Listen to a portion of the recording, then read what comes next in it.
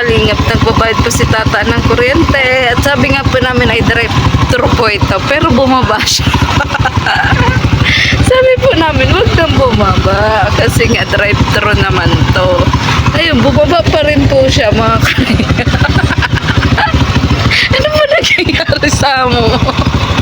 Ano ba nangyayari sa bossing mo? Gising na ba yan? Lali po yan. Hindi pata. Kakalawag ka. Panitingin sa orasan, siya naman ang late. Siya na lang i-drive-thru natin. Ikaw na lang ang i-drive-thru namin. Kaya nga drive-thru yun. Tas bumaba ka. Kaya nga drive-thru. Wala po sa mga drive-thru.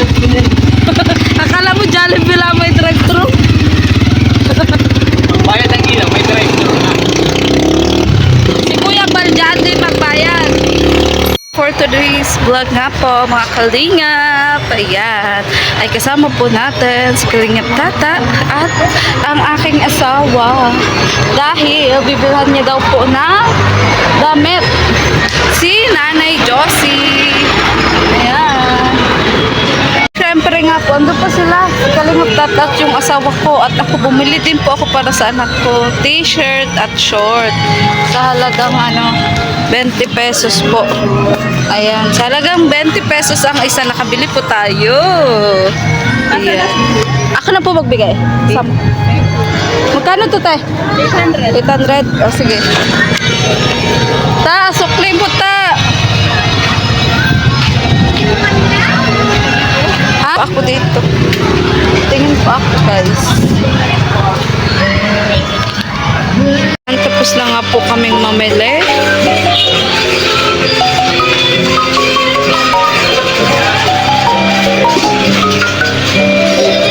Ano ba yun si Tata?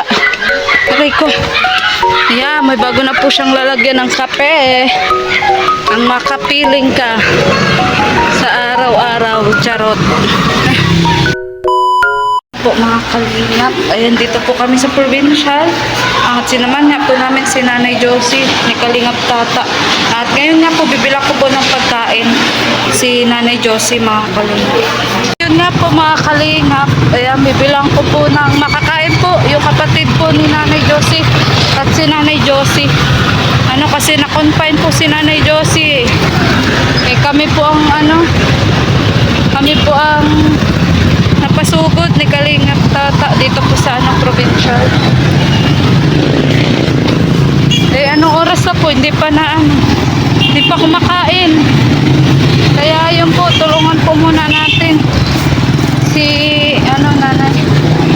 Ano ba meron dito? Hanap po tayong karinderya. Parang walang siya nung karinderya dito ay. Wala na yung karinderya yung binibilhan namin dati.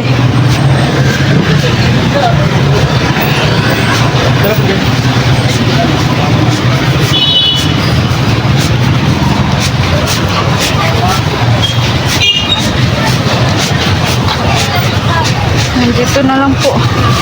Ilan ko po yung kapatid po ni Nanay Josie at si Nanay Josie ng pagkain. Kasi tanghali na po mga kalingap, di pa po kumakain. Anong oras po kasi na-admit si Nanay Josie? Ngayon lang. Ngayon lang po. Pabili daw po. Dalawa po nito. Oo. Tapos kanin? Sige na. Dalawa. Ha? Hindi, take out. So may tubig kayo? Hindi, mineral.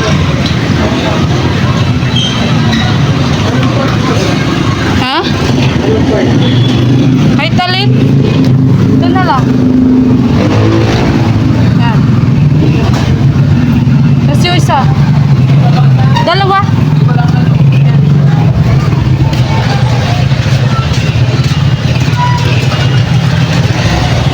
Bilang po natin si Nanay Josie.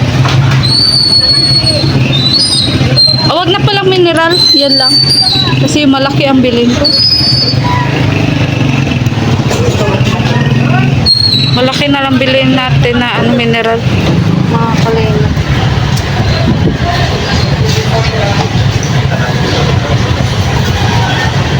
So sana nga po dumating na po yung anak ko ni Nanay Josie, si Josa, para meron siyang kasama yung kapatid po ni Nanay Josie na magbantay kasi po medyo malala po ngayon ang sitwasyon ni Nanay Josie.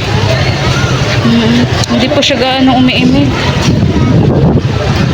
Kaya po, ang hirap po talaga. Nagtulong-tulong na po si tata at si yung asawa ko, pati po yung utility po ng ospital, na nagtutulak po ng wheelchair para po sa higaan, maihiga sa higaan.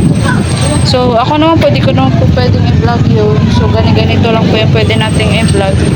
Kaya yun po. Pero andito po kami mag-asawa, support po kay Kalingap Tata at syempre po kay Nanay Josie.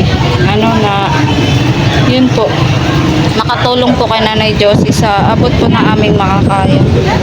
Ako sa pagani-ganito, kahit pa paano.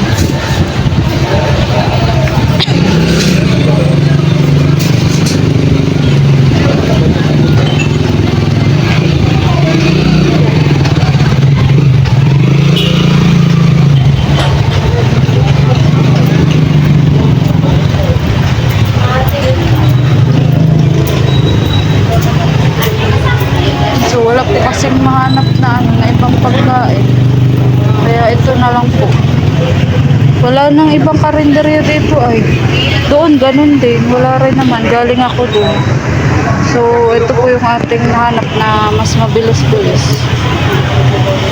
Grabe, nagulat po ako sa kalagayan ni Nagulat ako sa kalagayan ni Nanay Josie ngayon, mga kalina. Kasi hindi namin expect talaga. Kasi ang usap talaga kahapon ay dadalahin nga namin sa dito sa provincial para ipa-check up. Kasi hindi na pala kinaya. Sumuka daw eh. Sumuka.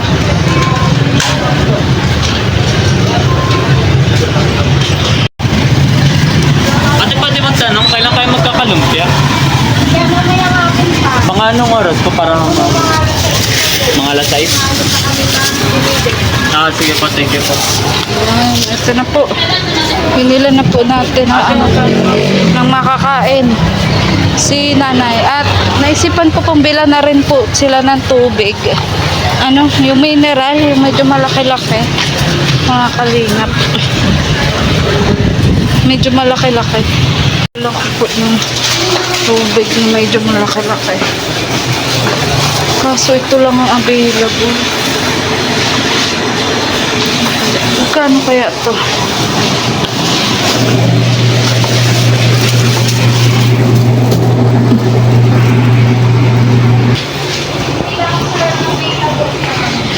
So, ayun, nakabili na rin po tayo ng tubig at ng pagkain. Baso po. Kailangan ko rin pala ng baso. Yun, so, wala nga daw pong kutsara.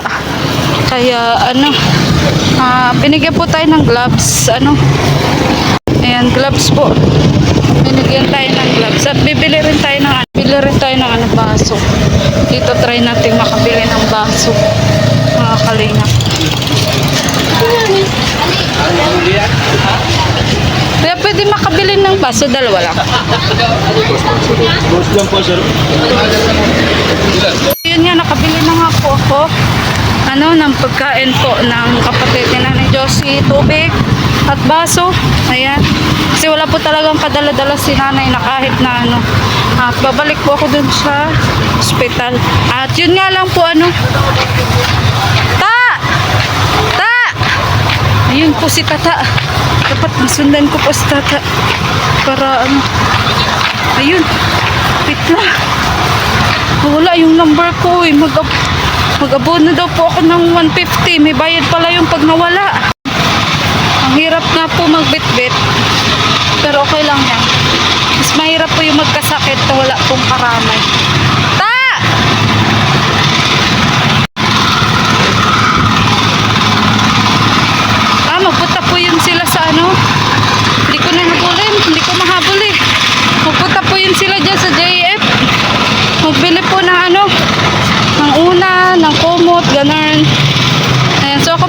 Papasok na po ako para makakain na po si nanay. Po mga kalingap, grabe, haggard na tayo. At nagbantay nga po tayo kay Nanay Josie doon po sa ospital. Tapos andun din po si Kalingap Tata at yung asawa ko. Nakakatawa siya. Nag-take out siya. Tapos dito din namin kakainin. Iwan ko ng tao. May